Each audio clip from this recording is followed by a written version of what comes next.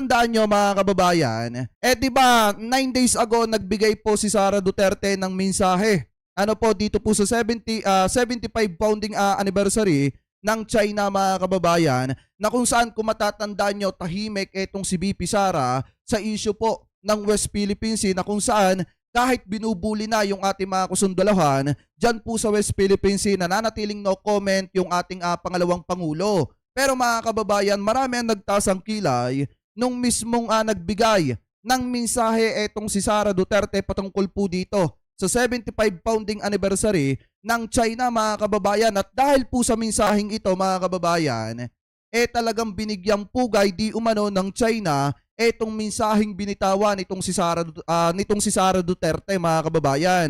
Ngayon, pakinggan muna natin yung tinutukoy natin na mensahe mga kababayan nitong si Sara dito po sa bansang China. Ano po, bago po tayo pumunta doon sa nakita nating video kanina mga kababayan, ano po, i-play na po natin. Excellencies, mga kababayan, ladies and gentlemen, I extend my heartfelt congratulations to the government and people of the People's Republic of China on the occasion of its 75th anniversary. This momentous anniversary is a testament to the incredible progress and achievements of the Chinese people, whose resilience and vision have transformed China into a significant force in global affairs. As neighbors, the Philippines and China share a relationship that has been shaped by our history and geography. Our partnership is rooted in the principles of mutual trust and mutual respect, equal sovereign states. And it is this solid foundation that will allow us to continue strengthening our ties. In an increasingly interconnected world, working together to promote peace and stability in our region is more important than ever, always grounded in international law. In these times, our nations must work together to promote peace, cooperation, and a stable environment that will benefit our countries and the broader. Partida yan mga kababayan ha. Eto, natalakay na natin tong balitang ito, pero ipinapakita ko pa rin po sa inyo dahil nga meron tayong re-reactionan mga kababayan na isang video na nakita po natin nang dahil po sa mensaheng ito, talagang binigyang pugay di umano ng China etong si Sara Duterte mga kababayan. Ngayon kung titingnan po natin, nakakapagtaka naman mga kababayan na habang binubuli yung mga kasundaluhan natin sa West Philippine Sea noong mga panahon na nananahimik etong si Sara Duterte mga kababayan, saka naman siya nagbigay ng ganitong klase ng salita mga kababayan, na kung saan di umano yung mga Chinese official pinapalaki niya yung ulo mga kababayan. Ano po, so ngayon ipagpatuloy pa natin. International community. We are living in a world marked by complex challenges: climate change, terrorism, and transnational crimes, to name but a few. These challenges are too large for any one nation to address alone. However, they also present us with opportunities for greater collaboration. Together, the Philippines, China, and our international partners can find common ground and practical solutions that address these issues and create a safer, more secure, and more sustainable future for our peoples. The emergence of new technologies, notably artificial intelligence, presents unprecedented opportunities for global growth. However, these advancements also entail responsibilities.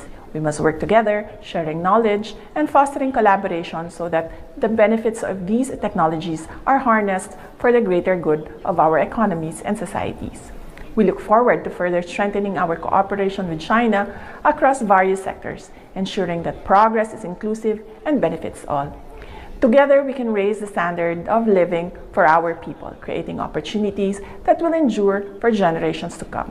This collaboration, based on mutual trust and mutual respect, will enable us to build a future where both our countries can thrive. Once again, congratulations to the People's Republic of China on its 75th anniversary.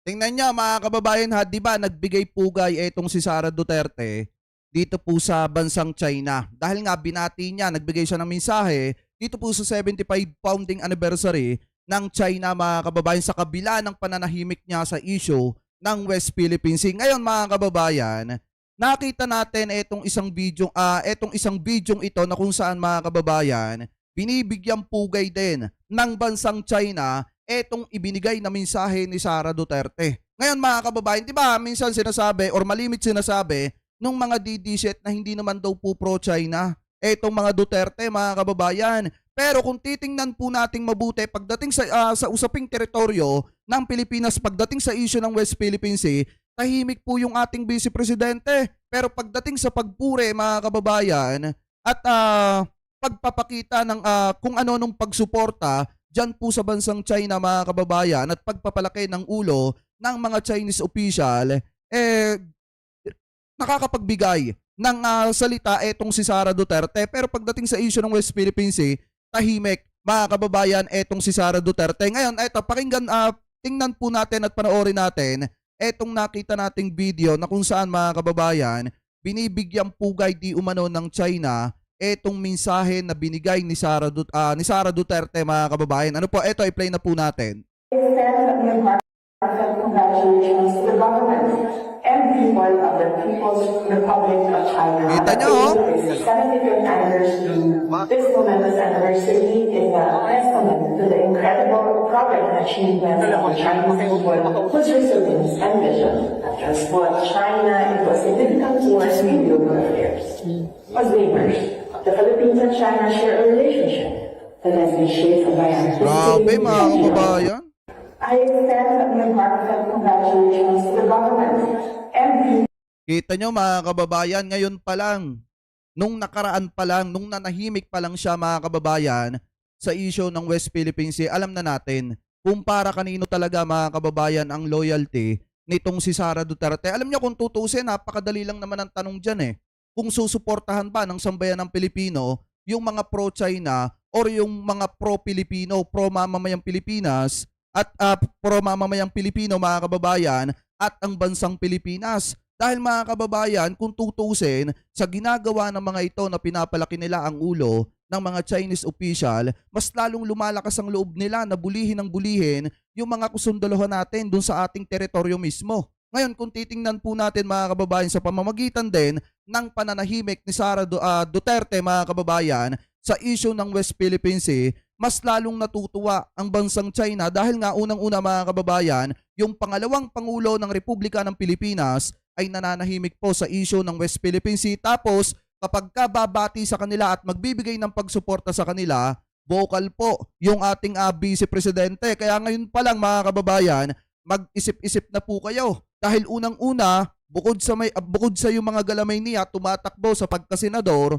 mga kababayan, malaki din ang tsansa na etong si Sara Duterte ay tumakbo sa pagkapresidente sa 2028, mga kababayan. At ngayon pa lang, pag-isipan nyo ng mabuti dahil kawawa ang Pilipinas at kawawa ang teritoryo ng Pilipinas kung sakasakali, mga kababayan, na maging presidente etong si Sara Duterte, mga kababayan. Ano po? Anyway, ngayon, punta naman po tayo, mga kababayan, dito po sa next topic natin. Maliwanag naman na di umano etong China, mga kababayan, ay nagbibigay ng pagpugay dahil binati sila ng pangalawang Pangulo ng ating bansa, mga kababayan. At dahil dyan, sa ginawa ni Sara Duterte yan, mas lalo niyang pinapalaki di umano yung ulo ng mga Chinese official, mga kababayan. Ano po? Anyway,